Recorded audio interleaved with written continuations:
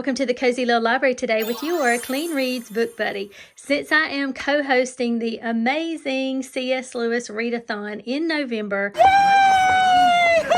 I thought it would be fun to chat books with you today, give you some book recommendations for each one of the prompts, fall-related books for this readathon. And also for each one of the prompts, I'm going to be sharing what I intend to read for each prompt. No pressure. So let's talk about book recommendations and my November TBR. So all of the prompts are named after some of C.S. Lewis's books. Number one being Narnia. We are to read a fantasy or a middle grade. Now my recommendation for this prompt that I have read are the Chronicles of Narnia books, of course, J.R.R. Tolkien's The Lord of the Rings books, or The Hobbit that I'm reading right now to support the writing songbird Reese in her October readathon. Those are the fantasies that I would definitely recommend. Now when it comes to fallish middle grade books, that makes me think of Nancy Drew. Love it. Still reading through the whole series, and I've gotten to book number 5, but so far book number 2 is still my favorite, The Hidden Staircase. So that would be my recommendation for you if you haven't read that one or any Nancy Drews. Now, what am I going to read for prompt number 1? I am going to read book number 5 or I found this book in my library. They were having a sale, and it's a beautiful little middle grade hardcover. It's called Tilly's Moonlit Garden by Julia Green. Now, I'm super particular and cautious about what I read, but it seems harmless. I flipped through it very quickly, but I'm excited to check that out for prompt number 1. Prompt number 2 is Mere Christianity, for us to read a Christian nonfiction. I really don't read from that genre much at all. It makes me think, though, that the Bible would be a wonderful resource for that. I do have In the Lord I Take Refuge that I read this past year by Dave Ortland, and it was a beautiful Psalms devotional. It helped me get through all 150. He has a short commentary for each one of the Psalms. So that was really nice, and I have read A Grief Observed by Lewis, which he wrote after losing his wife and the grief that he went through after that. So on my TBR, for sure, for the Christian nonfiction, is Miracles by C.S. Lewis. And this is supposed to be his thoughts on the supernatural and the miracles and what believers, maybe should think about that. This, I've heard talk of being a group read together. So if I have the information and you want to join in on group reading this in November with us as well, I'll put that information in the description. Okay, prompt number 3 is Space Trilogy. We're to read a sci-fi. Honestly, I cannot even think of a sci-fi to recommend because I do not read that. So help us out in the comments right now if you know of a squeaky clean sci-fi or a Christian sci-fi, your favorite. Put that in the comments and let us know why you like it. What am I going to read? Well, the first of C.S. Lewis's Space Trilogy. I would love to read that. That would be really, really short, so that's a definite. I would also love to read John Carter of Mars, but we'll see how that goes. Prompt number 4 is to read a book with a female main character. Now, I could recommend many books, but I'm trying to think about fallish books, and I would highly recommend Northanger Abbey by Jane Austen. So delightful about a main character who ends up in a Gothic abbey, and it's just delightful. She starts out in Bath, England, and ends up in this abbey, and it's just the right amount of spooky. The only thing that I can complain about Northanger Abbey is that it's too short, but that's delightful. Of course, a Jane Austen classic. Also for fall, I would say The Tutor's Daughter is a wonderful fallish Christian historical fiction, just a little bit spooky as well, but not too much. One of my favorite books of all time, Lakeshire Park. Now, it doesn't really emphasize on the season so much, but in my mind, this takes place starts at the very end of the summer-ish, going into fall, and at the end of the book, it has a little bit of seasonal outdoor stuff, but Love this book so much. It is a clean historical fiction, Regency, proper romance by Megan Walker.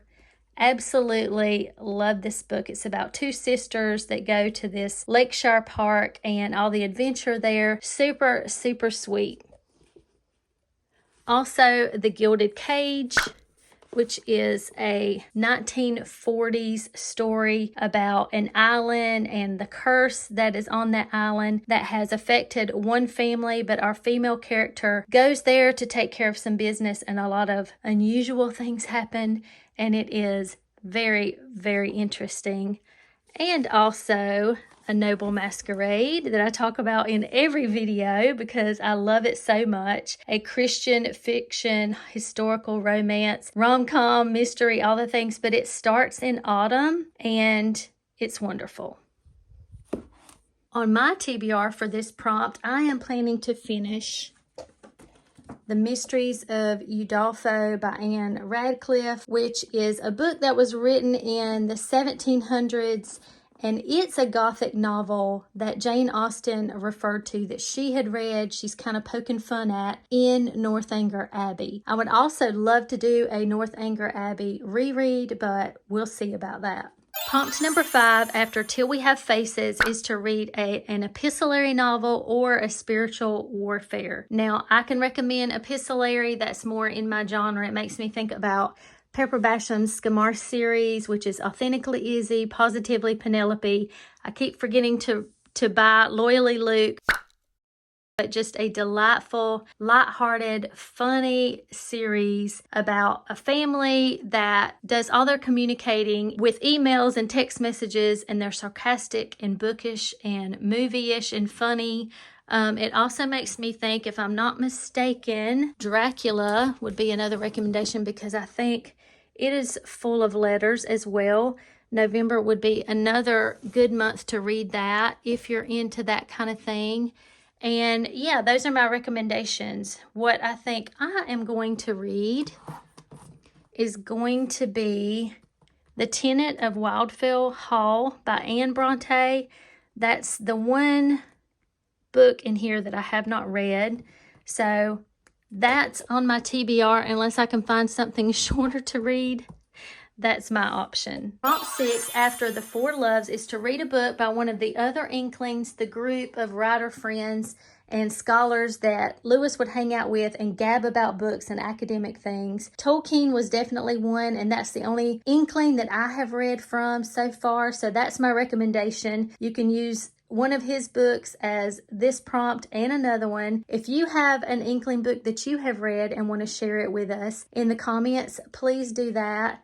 For my TBR, I just happened to find this book when I was researching it, and it's a guy back in the 70s, James T. Como, that interviewed some of C.S. Lewis's army buddies, friends, college buds, writers, to really get a broad view of who C.S. Lewis really was. And so he's put that together. That's why it says edited by, because he pretty much just put other people's words together. I thought that would be pretty neat. So that's on my TBR. Prompt 7 after The Discarded is for us to read a book that we think influenced Lewis's writing. And my recommendation for you again is Tolkien, because I know he was a great influence on him. Morgan said that anything before Lewis's time is something we can count. I am choosing a book by Edith Nesbit that I heard Tolkien enjoyed when he was younger. Prompt number 8 after Surprised by Joy is to read a Christian autobiography.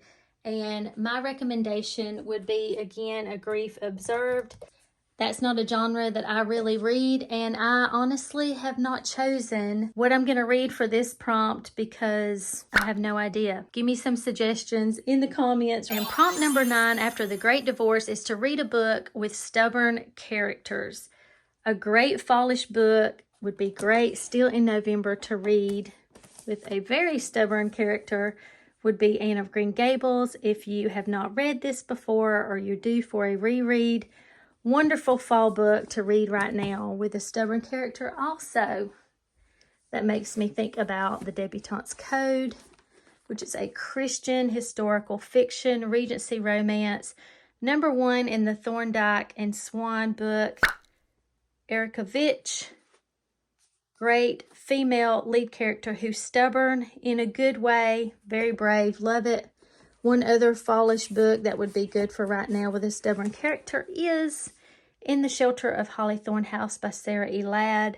Our main female character has to be stubborn about some things because she gets in a situation and she wants to protect someone that she loves. So her stubbornness is for a good cause.